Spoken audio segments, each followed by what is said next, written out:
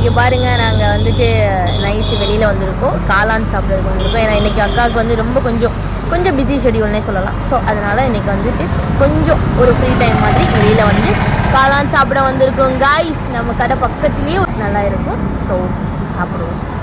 அக்கா பாருங்கள், இன்றைக்கி அக்காவோட ஃபேஸை பாருங்கள் கைஸ். இதுதான் அந்த காளான் கடை, சூப்பராக போடுவாங்க. நம்மளுக்கு வந்துட்டு நிறையா கொடுப்பாங்க. ஆமாம் பாருங்கள், இதுதான் நம்மளோட ரோட் பார்த்தீங்களா?